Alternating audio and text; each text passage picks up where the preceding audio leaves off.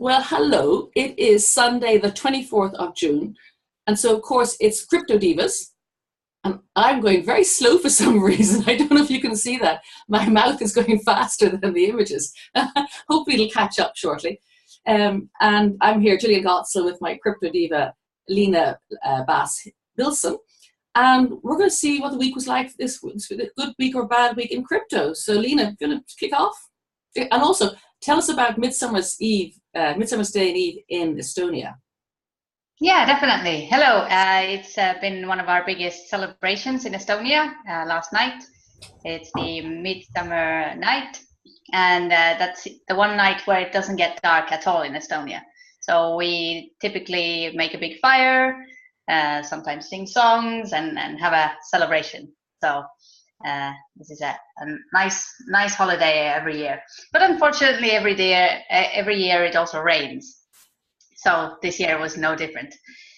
But yeah, let's kick off about looking what's been happening in crypto this week. There's a few sort of intriguing and interesting stories. It's a lot of intrigue going on in the crypto world. So let's start with Zcash. Zcash pays off a developer to avoid their blockchain split. So what's happened there is there was one developer that wasn't really getting paid for what he was doing, and then he decided that he would not go along with the Zcash update. They posted on forums saying that he's going to do a Bitcoin Cash on Zcash if he does not get paid. And they did pay him, and they got one of the Zcash Foundation board members on the phone, and he managed to talk him back from the chain fork threats and fun things like that. Wow. So it has all calmed down and everyone's happy. But it's some drama there, so that's interesting. Okay. I was going to say, you can't ignore the fact of the tanking of the markets, because yesterday when I was doing my prep for this, I was saying, oh my God, Bitcoin's down to 6,144. This morning it's at 5,881, which is horrible. And they're saying it's because the Japanese government is slapping six exchange operators in Japan, that they want them to be improve their business practices. The South Korean trading hack, of course. Even like the Mt Gox keeps them coming up. They're exiting bankruptcy. They're going to pay back their people, but it's not great at the moment for the price. Anyone trading would be very unhappy, I think, and people holding and going, my money's going down. So that's not so good. Yeah, definitely. I was also reading about this. So it's hit all-time low this year, and also if you look at sort of technical indicators, it looks like it is going to continue further down. So it's not looking good for crypto right now.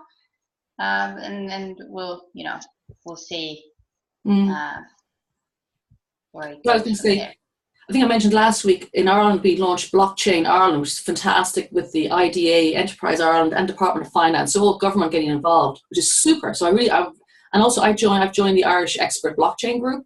We had a meeting last week as well, and it was amazing to meet all these people. I didn't realize they've been meeting for the last 3 years. So there is sort of movement, so that's very healthy. But at the same time, Amoric and Red Flag, the two research companies, they did some research that said 120,000 people in Ireland are now have crypto. That's 2.5% of the population. It's up 300%, which is great. Except, and I know this personally, the banks are now stopping and not allowing crypto companies to bank with them. And AIB Bank of Ireland is particularly tough. They're saying no crypto business whatsoever. And there's an Irish company core company called Big Cove. They've had to move overseas. AIB is a bit more like, these are the two main pillar banks here. They're going, oh, well, if you do your KYC, we might let you do it. But I know, because I organise meetups, and we've been using the Bank of Ireland, the free hot desking space in town. There's quite a few of them. And I've been using them for meetups. And I went to organise one there recently, and I said, we are not providing space for cryptocurrency and to do with crypto in the crypto space. So the banks are getting scared, I think, as the population in Ireland is getting more crypto. The banks are getting scared, and it's not good, because like for companies like Bitco, it's bad for them, because they have to go and find banking facilities overseas, and that's a real hassle. That's damaging. So that's not good here. Yeah, definitely. You see that in Estonia as well. There's one bank that is sort of crypto friendlier, but most of them, if you are a crypto business, then they will not either open an account for you, or also for traders. So there are two big banks, Swedbank and SEB, and they have been closing accounts that are getting deposits from places like Coinbase and Kraken. So that's a real problem. If day trading is your job, then after you go over a certain amount, they will just close your account and ask you to withdraw your money. So that's really unfortunate. Estonia has previously missed out on big exchanges setting foot there as well due to previous regulation. Coinbase wanted to open an office here, but at least there's one bank that's now crypto friendly. But it seems to be a problem all round.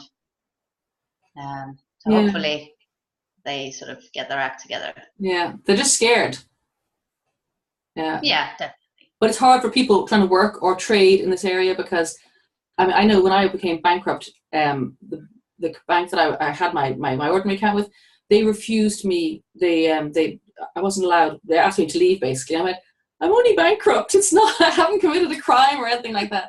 Unfortunately, the other bank, I was allowed to open an account, but it was kind of scary, because I think, how could I have operated with no bank account? I couldn't have. It was just, you get paid, and you use your debit card. I certainly in Ireland in this time, I could not operate without a bank. So that's kind of scary. I would like to do an experiment whether I could operate solely on crypto. That would be interesting. Oh, sorry, you go. Money 2020 conference, they did a payments race. So I think they had 6 different people, and they had to do some tasks and get from point A to B using just one certain payment method. So there was gold, there was contactless, chip and pin, Bitcoin, and cash. And Bitcoin won. So that was great. But it was a really fun thing. So they were filming the guy who had to operate in gold. That was pretty funny. So he had to find people to sell this. It looked like literal gold. And contactless, I believe, didn't finish, because US, they don't have contactless anywhere. Yeah. And I think even chip and pin didn't go very far, because in US that option isn't that widely used either.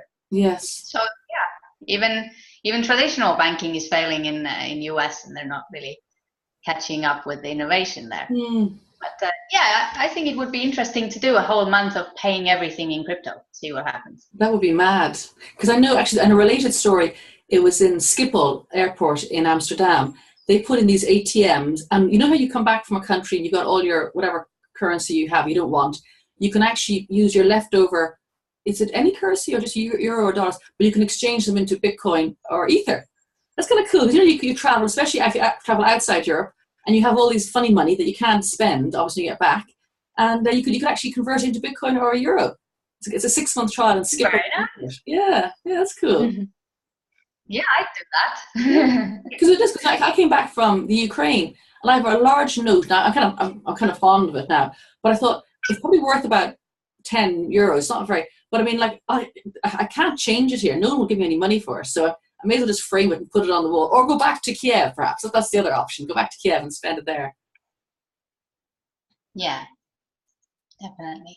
Yeah.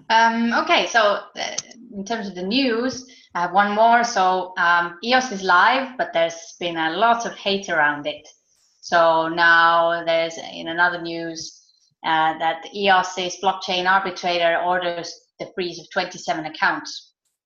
And now that has, not been very happily welcomed, this decision. So apparently these accounts are spam attacks and phishing attacks. And EOS, as general, is getting a really bad rap at the moment because of they seem pretty centralized. They have 21 block producers, which means that they pretty much have the power to decide what goes and what doesn't.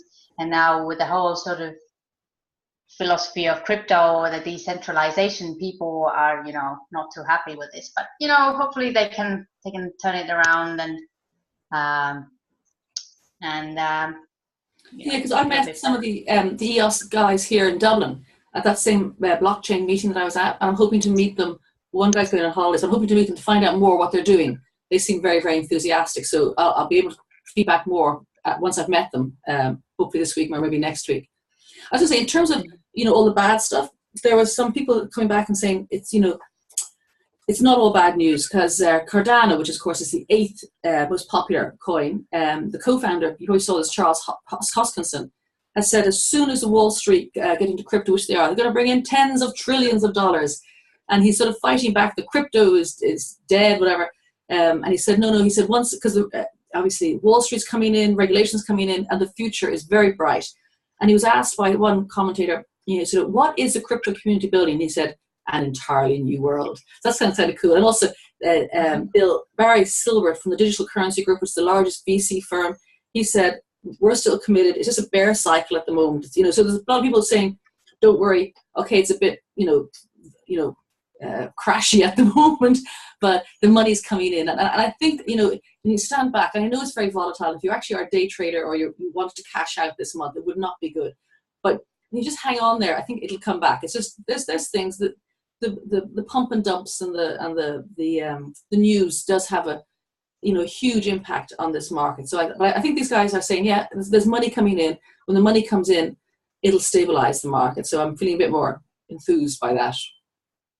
Yeah, definitely. The more volume there is, the more stable the prices will become. Exactly, yes. And then did you see, by the way, I don't know, Akon, he's the R&B rapper from, he's actually from Senegal. This is a lovely story. He's launched his own coin. Now, unlike a lot of the other celebs that have launched coins, this guy's great. He's really good. He was involved with the Lighting Africa project, trying to bring electricity to lots of parts of Africa that don't have any. And he's involved with many sort of charity projects. And this one here, it's in back in his home country of Senegal. He's building a new city near Dakar. Dakar. The funny pronunciation.